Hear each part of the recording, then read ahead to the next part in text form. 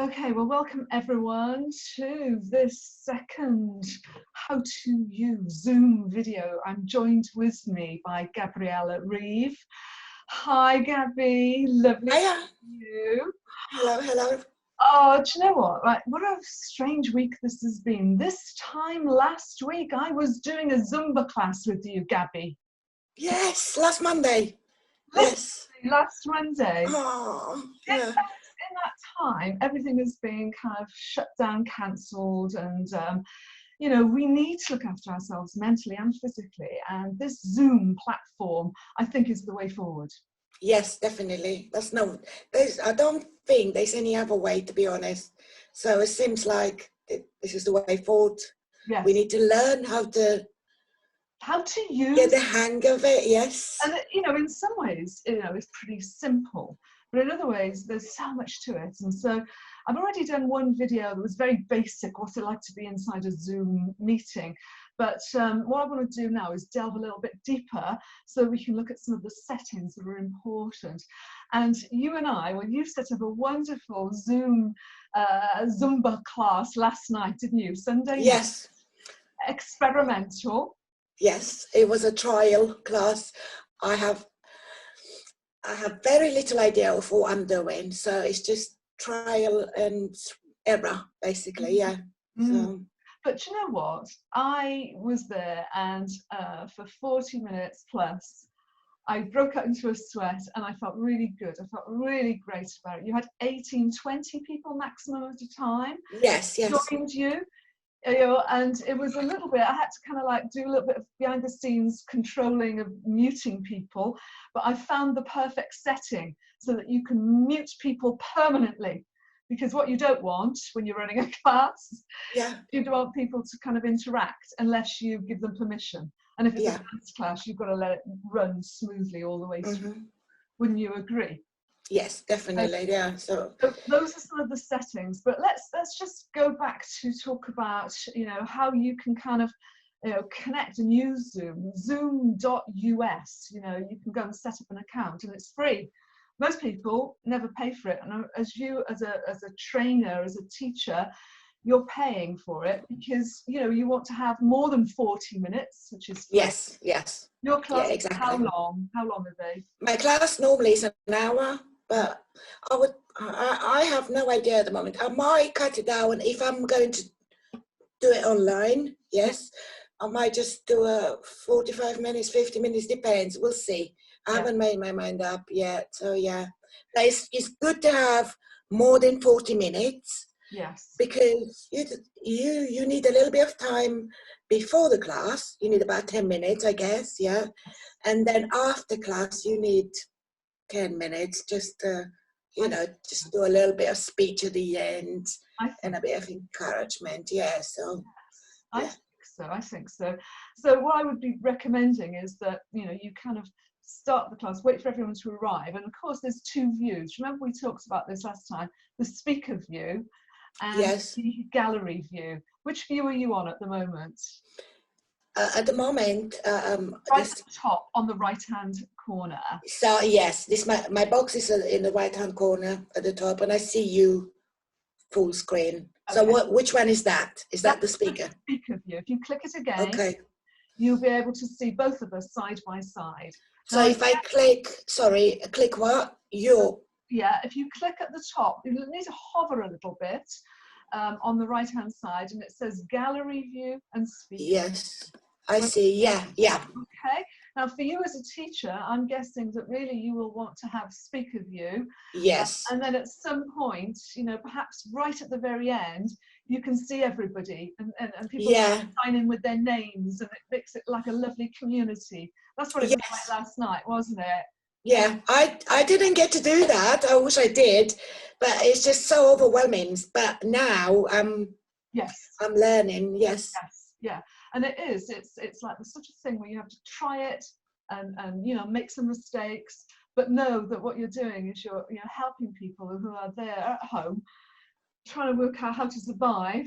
And this is just wonderful. So anyway, so let's, without further ado, talk about the issues about inviting people to join you.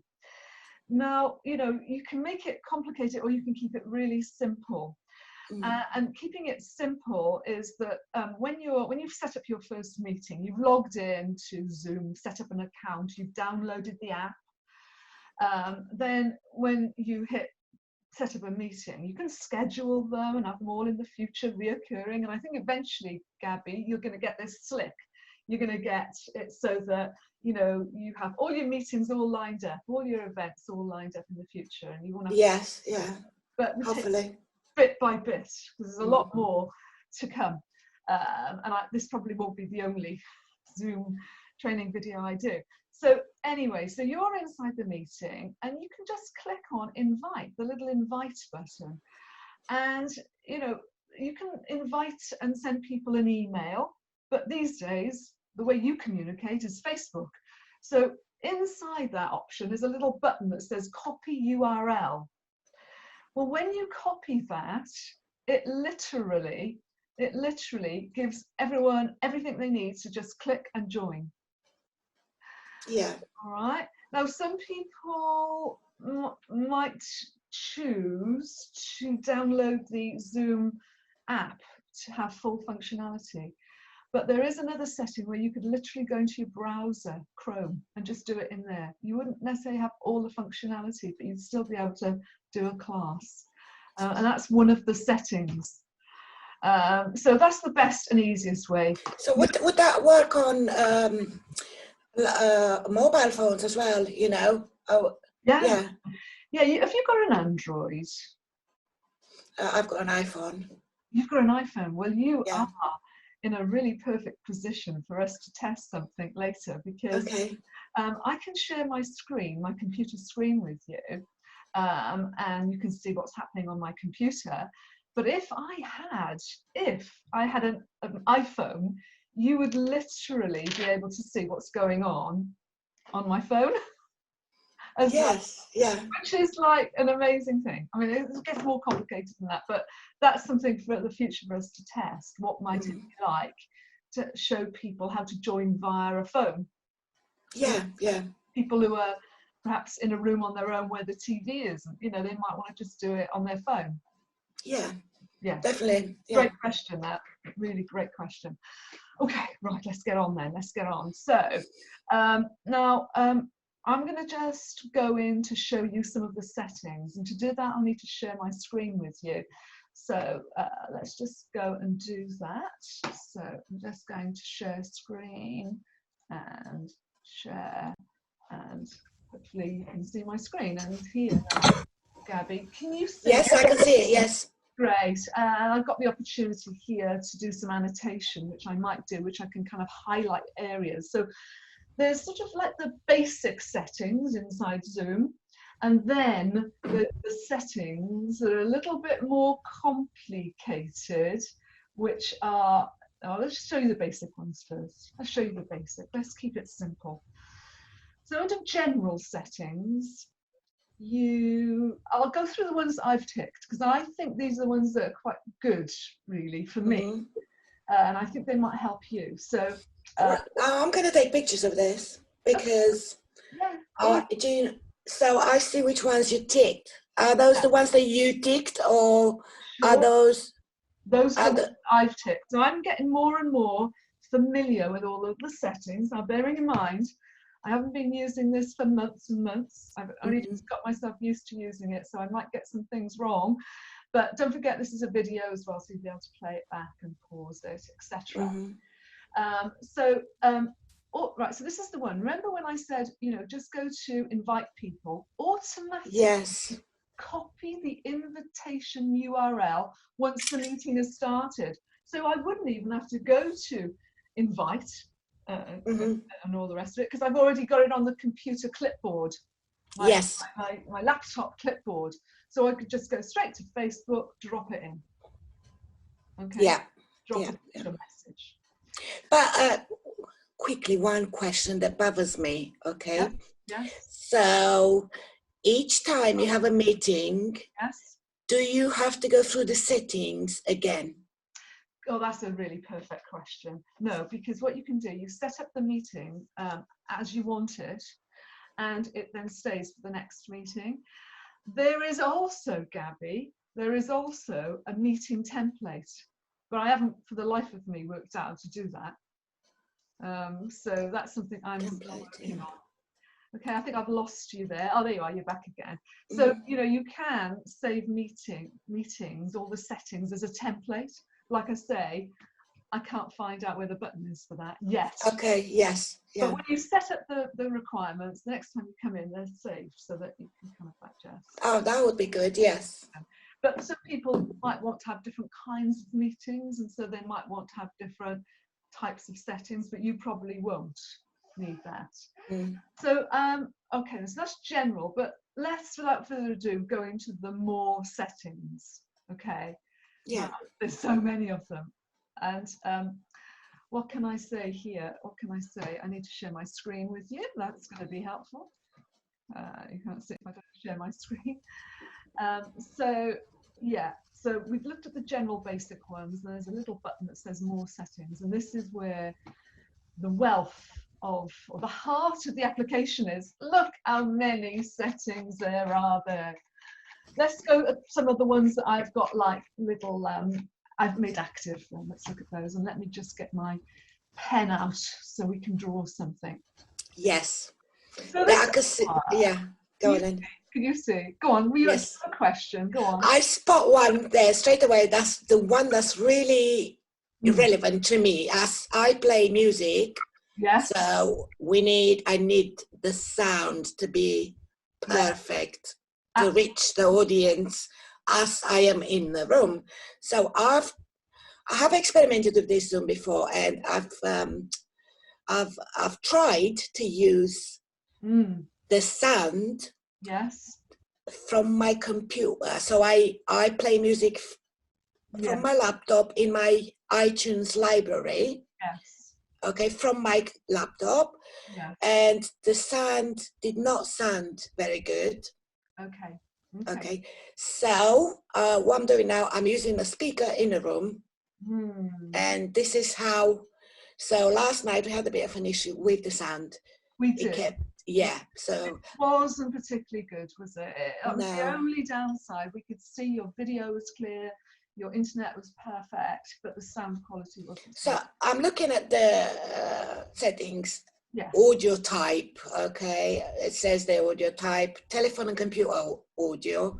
So obviously I don't think that applies to me. No, that one is relevant. The one that you really want to look at, can we come on to that in a minute? Yeah, sure, yeah, sorry, taking over. Screen. No, it's really, because I think apart from the sound not being perfect, I think your session last night worked. People loved it. So, you know, I know it's more work, but people really enjoyed it. So, yeah, start meetings with the host video on. I have it set up like that. Down here, I've got when I create my meetings, I usually use my personal meeting ID. So it's always the same. So again, people know that they can find me at a particular time. You know, on that same link. Always find me on the same link. Do you see what I mean? Let me just clear this a minute and then code down a bit. Hold on. Let's just go down. Let's see what else we've got here. Require a password when scheduling new meetings. Mine is currently on, but I'm not sure about whether to take that off. That's a question mark over that one at the minute. Right, this one here. Let me just get my pen out again. Oh, I don't know. Do I need my pen? Maybe I do. Maybe I do. I don't know. It's a little bit fiddly playing with the pen. I'm not going to bother with the pen. Can you see my mouse pointing? Yes, yeah. Perfect then. So this one here, embed a password in the meeting link for one-click join. I think that's what happened when I copied the URL and sent it to you, didn't I? Didn't it, Gabby? Yes, yeah. Put password in. So make sure that is enabled. So that's enabled on your, so that means basically, it means that I can click on your link that you just sent me. Yes. And it brings me straight into the meeting. Basically, I don't need to put in an ID number or password. Exactly. Because I think that's what you did yesterday, didn't you? in actual fact, I think what you did yesterday, you sent people your personal ID and a password. I mean, they do it. And do you know what happened? Before I scheduled the class in advance, and I gave people the password and the ID number. When I went to log in, there was a totally different number. Okay. And I was panicking because like no one could get in. So I had to go back on Facebook, put this. So this is what I did. I copy URL. Correct. URL, and that's what happened, So that is a really important setting. So can you show me again which setting it was? Yeah, let me go back in. So it was this one here, embed password in meeting link for one-click join. Yes, I've just taken a picture of that, yes. Brilliant. And then this one, oh my gosh, this is so important. Mute participants on entry. You've got 20 when you've got 50. If you have 100, you don't want people talking amongst themselves. The feedback would be incredible. When I was like helping you yesterday, I was muting everyone until I found the mute all. Okay, yeah. I was kept going in and muting people individually. Bad move. But you know, you learn from these things. Yeah. Mute them on entry. Okay. What else have we got here to do with chat? That's not going to be relevant for you. You're not going to let people chat or file transfers. Allow the host to put an attendee on hold.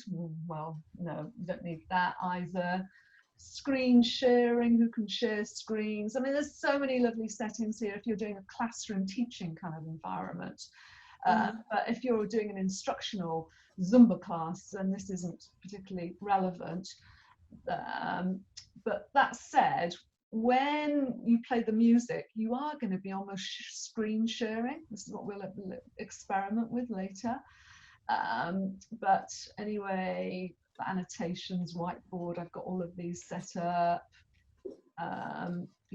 Virtual backgrounds, you know, you could have some fun with that, Gabby. You could actually pretend that you were on a beach doing Zumba instead of your living room. Yeah, that'd be nice. Yes, you could. You know, yes. Give people the perception that they're joining an amazing kind of environment, you know, rather than your living room. We will have a little look at that in a minute. Actually, let's have a look at that now. Try it. Let's have a look at that now. Yes. So I'm here. Let's just see. Blah blah blah. Now where is that? Now let's just take a little look. Okay, so you know when you go to that Zoom settings little app, a little pop-up window. Have you got that? Can you see settings? No. I might have to exit full screen. Exit full screen. Settings. And let's have a look. Under settings, I have got virtual background, and I'm going to go for my favourite one, which I absolutely love. Wow. I don't have settings on my screen.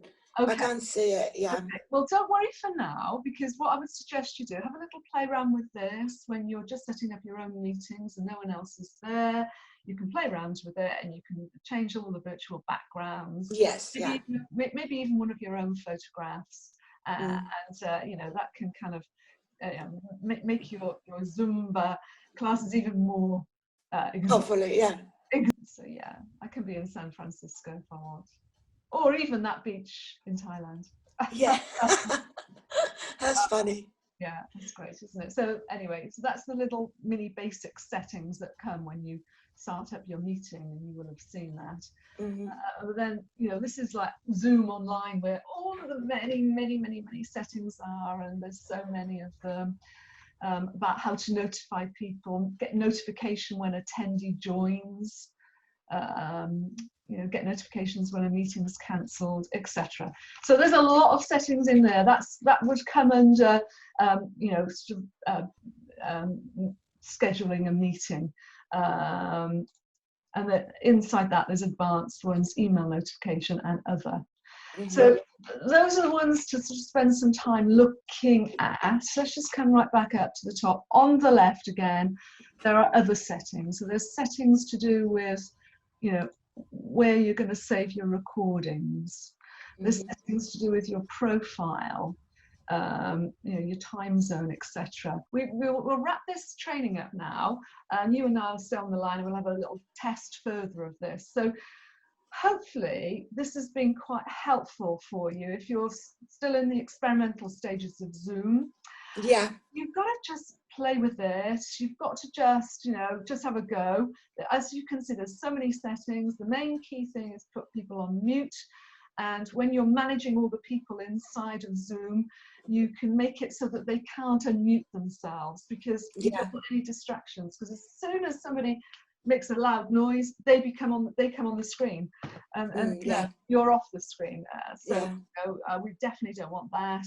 And making it easy with the same URL that has got the password all embedded in it, and then you just got to kind of play around with the audio and the video settings and see what you can come up with. But you know, for all of us, it's experimental. We're all learning. We're learning as we go, and hopefully we'll get this sorted out for the next Zumba class, which I'm really looking forward to. Yeah. Oh. Yes, I know. All right. So yeah. Well, thank you so much for this. You know, that's at least, you know, I don't feel like I'm totally on my own in terms of, you know, because I'm especially I'm here for you. And the other thing, thank you. You can make me a co-host. So if you're running something on your own, you can always give somebody else permission to be a co-host.